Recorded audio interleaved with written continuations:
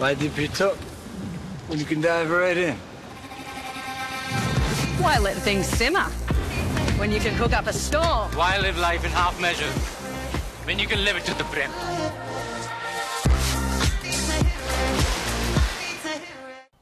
आनंद आहे की इतकं प्रचंड बहुमत मिळून सुद्धा मुख्यमंत्री ठरवायला आणि सरकार स्थापन करायला 8-8, 10-10 दिवस लागत आहेत. बहुमत असताना सुद्धा इतकं बहुमत आहे. मग भाजपकडे आहे, त्यांच्या मित्र पक्षांकडे आहे, पण मुख्यमंत्री ठरवण्यासाठी त्यांना बैठकावर बैठका घ्याव्या लागतात. पण आता जर मुख्यमंत्री कोणी ठरला असेल तर आम्ही त्याचं स्वागत करू. राज्याचा मुख्यमंत्री आहे. जरी आम्हाला विधानसभेचे निकाल हे आम्हाला मान्य नसले किंवा निकालात गडबड आहे, घोटाळे आहेत, हे आम्ही वारंवार दाखवून देतो आहे, तरीही लोकशाहीमध्ये आकडा महत्त्वाचा असतो. तो कसाही आणलेला असो. खरं म्हणजे पुण्यामध्ये आपण पाहिलं असेल, बाबा आढाव, ज्येष्ठ सामाजिक कार्यकर्ते, वय वर्ष 95. बाबा आढाव हे या निकालाविरुद्ध लोकशाही वाचवण्यासाठी बाबा आढाव यांनी गेल्या 3 दिवसापासून आत्मक्लेश आंदोलन सुरू केलेलं आहे.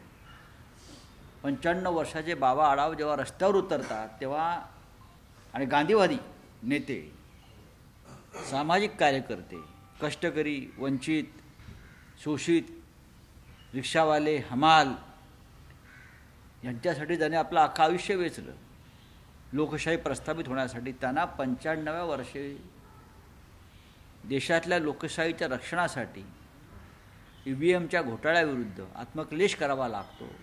याच्यातच या निकालाचं रहस्य दडलेलं आहे. आणि महाराष्ट्रात हळूहळू हा समाज, सगळा समाज हा बाबा आढाव यांच्या मागे उभा राहील असं मला चित्र दिसत आहे. प्रश्न असा आहे की कालच्या बैठकीमध्ये स्पष्ट संकेत येत आहे की महाराष्ट्राच्या मुख्यमंत्रीचा चेहरा मोदी आणि अमित शहा निश्चित करणार. महाराष्ट्र जनतेने काय केलं? नाही, प्रश्न आम्ही वारंवार तोच तर सांगतो आहे की महाराष्ट्रात मुख्यमंत्री कोण असावं, महाराष्ट्रामधलं प्रशासन कसं असावं, महाराष्ट्रामध्ये पोलीस महासंचालक, मुंबईचा पोलीस आयुक्त कोण असावं, महाराष्ट्रातल्या कोणत्या खात्याकडे, नेत्याकडे कोणती खाती असावीत, महाराष्ट्रातला कोणता व्यापार कोणी करावा, हे सगळं दिल्लीतून मोदी शहा ठरवत आहेत. आणि आमच्या महाराष्ट्राचं नेतृत्व हे त्यांच्यापुढे माना झुकवून उभा आहे, जी हुजूर करत आहे. आणि आमची तीच भूमिका आहे की महाराष्ट्राचा मुख्यमंत्री जर महाराष्ट्रात ठरत नसेल, ठरवला जात नसेल, आणि कोणाचे तरी इंटरेस्ट आहेत एखाद्या राज्याचे, म्हणून त्यानुसार राज्याचं मुख्यमंत्रीपद किंवा सरकार ठरवलं जात असेल तर महाराष्ट्राचा स्वाभिमान, अभिमानाच्या गोष्टी या सरकारनं करू नयेत. एकनाथ शिंदे यांनी 12 मंत्रिपदांची मागणी केली, ज्यामध्ये गृहमंत्री पदाचाही समावेश आहे, पण भाजप द्यायला तयार नाही असं समजतं. बघा, असं आहे की ते 3 पक्ष एकत्र आहेत.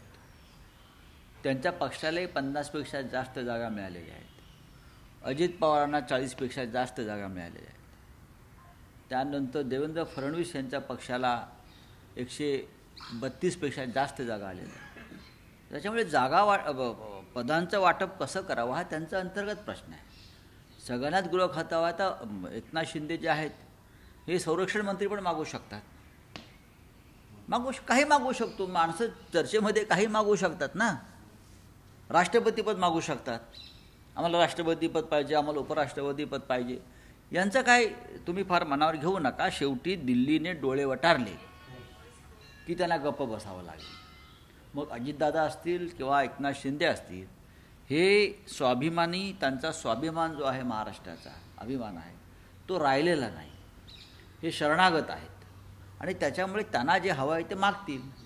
नाही मिळालं तरी सरकारमध्ये पडून राहतील. त्यांना 2 ऑफर आहेत, केंद्रातलं मंत्रिपद आणि राज्यातलं उपमुख्यमंत्रीपद. त्यांना जे हवं आहे ते त्यांना कधीच मिळणार नाही. आता भारतीय जनता पक्षाचं जे काम होतं त्यांच्याकडनं करून घ्यायचं ते संपलेलं आहे. त्यांनी महाराष्ट्र कमजोर केला, त्यांनी शिवसेना आणि राष्ट्रवादी काँग्रेससारखे पक्ष तोडण्यास यांच्याकडून मदत घेतली, यांचा वापर केला. आता त्यांचं कार्य संपलेलं आहे. भविष्यामध्ये ह्या दोघांचे पक्ष फोडले आणि भारतीय जनता पक्षानं आपलं बहुमत स्थापन केलं तरी कोणाला आश्चर्य वाटणार नाही.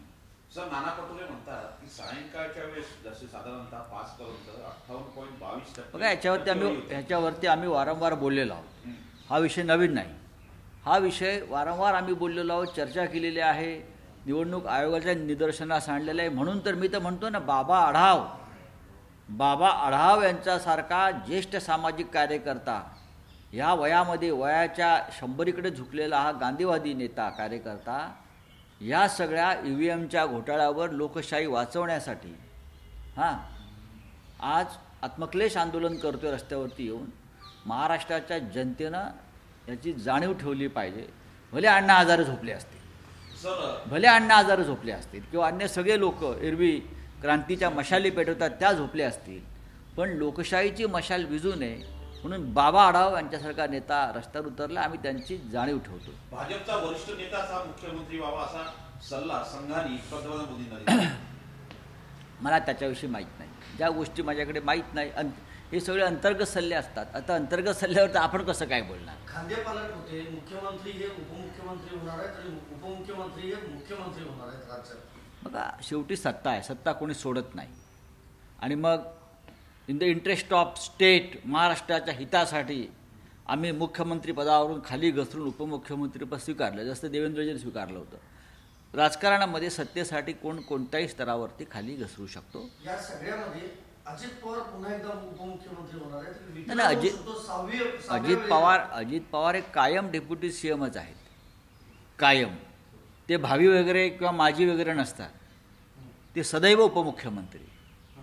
आणि कौतुकास्पद आहे, आज त्यांच्या चेहऱ्यावरती जे हास्य आम्ही पाहतो आहोत गेले काही दिवस, मिश्किल हास्य आहे त्यांच्या चेहऱ्यावर. गॉगल बिगल लावून असे कोटबीड घालून दिल्लीत फिरताना मी पाहिलं. आम्हाला कारण हे हास्य लोकसभा निकालानंतर मावळलं होतं. पण त्यांनी EVMची पूजा केली पाहिजे. सगळ्यांनी रोज आपल्या देवाऱ्यामध्ये EVM ठेवलं पाहिजे आणि पूजा केली पाहिजे. EVMची पूजा केली पाहिजे. EVMची मंदिरं बांधली पाहिजेत महाराष्ट्रामध्ये. या सगळ्यांनी एका बाजूला EVM, एका बाजूला मोदी शहा अशी मंदिरं यांना बांधण्याची गरज आहे. म्हणजे यांच्या चेहऱ्यावरचं हास्य कायम राहील. पण परत सांगतो, EVMचा घोटाळा यापेक्षा भयंकर लवकरच उघड होईल. बाबा आढावांचं आंदोलन ही एक सुरुवात आहे. स्मिता असल्याचा तुम्ही उल्लेख केला. काल एक फोटो सोशल मीडियावर आला, ज्या फोटोमध्ये एकनाथ शिंदे यांच्या चेहऱ्यावर स्पष्टपणे नाराजी दिसत होती आणि देवेंद्र फडणवीस यांच्या चेहऱ्यावर मात्र स्मित हास्य होतं, दादांच्या देखील होतं. बघा, उगवता सूर्य आणि मावळता सूर्य थोडा तरी फरक असतोच. उगवता सूर्याचं तेज जे आहे ते तुम्हाला एका बाजूला दिसतं आहे, दुसऱ्या बाजूला मावळतीचा सूर्य आहे, झुकताना वागताना दिसतोय, ढगाळ जाताना दिसतो आहे. राजकारण आहे, राजकारणामध्ये काय होईल सांगता येत नाही. चंचल असतं राजकारण फार. बोलिए, हिंदी में है कुछ बताइए. ये कल मीटिंग थी और उसमें एकनाथ शिंदे का कहना है कि अभी एक और महाराष्ट्र में मीटिंग करेंगे बीजेपी का, उसके बाद डिसाइड करेगा. क्या कहेंगे? बात ऐसी है कि महाराष्ट्र की सभी बातें दिल्ली में डिसाइड होगी. जो महाराष्ट्र का स्वाभिमान अभिमान की बात हमेशा करते थे वो अब नहीं रही है. अब एकनाथ शिंदे जी को या अजित पवार जी को बार बार दिल्ली में ही आना पड़ेगा अपनी बात रखने के लिए. चाहे उनकी एक अलग पार्टी अलग गुट बना है, लेकिन उनका हाईकमांड दिल्ली में है. मोदी और शाह जी उनका हाईकमांड है. जो कहेंगे वो मानना पड़ेगा, चाहे उनकी डिमांड उनकी मांगे कुछ भी हो. लेकिन उनको महाराष्ट्र में जो बात चाहिए उसके लिए दिल्ली की उनको मंजूरी लगेगी. कल भी बैठे थे ना, तो वापस महाराष्ट्र में बैठकर क्या करेंगे? जो कल आदेश दिया होगा अमित शाह जी ने या और नरेंद्र मोदी जी ने, उनको मानना पड़ेगा. हाईकमांड है. CM DCM बन रहे हैं अभी और DCM CM बन रहे हैं. देखिए, पहले भी मिस्टर देवेंद्र फडणवीस कभी CM थे, वो DCM बन गए. एकनाथ शिंदे उनको बहुत जूनियर थे. कभी एकनाथ शिंदे जी ने मुख्यमंत्री देवेंद्र जी के कैबिनेट में काम किया है, अचानक देवेंद्र जी उनके कैबिनेट में काम करने लगे. अब जिस प्रकार की राजनीति महाराष्ट्र में चल रही है उसमें कोई स्वाभिमान नाम की चीज़ अब बाकी नहीं है, बची नहीं. वापस DCM बन रहे हैं. वो तो सदैव DCM है, वो सदैव DCM है, सदैव DCM रहेंगे. आजकल देखता हूँ उनके चेहरे पर बहुत हंसी है. दिल्ली में कल घूम रहे थे गॉगल विगल कोट सूट पहन के. उनके चेहरे की रौनक वापस आ गई है जो लोकसभा चुनाव में ख़त्म हो गई थी. EVM की कमाल है. अब बारामती हो या ठाना हो, विदर्भ हो, ईवीएम का मंदिर बनाना चाहिए लोगों ने। 3 मूर्तियाँ, बीच में ईवीएम, बाजू में मोदी जी, बाजू में शाह जी, और ये त्रिमूर्ति मंदिर जो है एक नया, अभी ये जो वक्फ बोर्ड वगैरह छोड़ देना चाहिए, ये संबल बिंबल छोड़ देना चाहिए, एक नया कानून पारित होना चाहिए कि ईवीएम का मंदिर बनाओ जगह जगह पे। लेकिन ईवीएम को लेकर अजीत पवार बोले कि जब लोकसभा में एनडीए जीती तो ईवीएम सही था। नहीं, उस वक्त भी हमने कहा था बैलेट पेपर पर चुनाव होने चाहिए। अजीत पवार को बोलो जरा दिमाग को जरा जोर दीजिए। हम 10 साल से बोल, चाहे ईवीएम पर जीते या हारे, हमारी मांग यही रहेगी, बैलेट पेपर पर चुनाव होनी चाहिए। कल झारखंड के मुख्यमंत्री हेमंत सोरेन साहब ने यही कहा। उत्तर प्रदेश में अखिलेश यादव जी को बहुत बड़ी जीत मिली, उसके बाद भी अखिलेश यादव जी बोल रहे हैं ईवीएम नहीं चाहिए, बैलेट पेपर पर चुनाव चाहिए। चलिए, थैंक यू।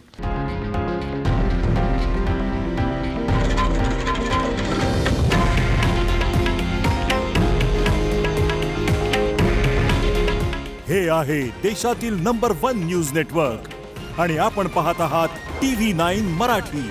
काळजी तुमची, हित महाराष्ट्राचं।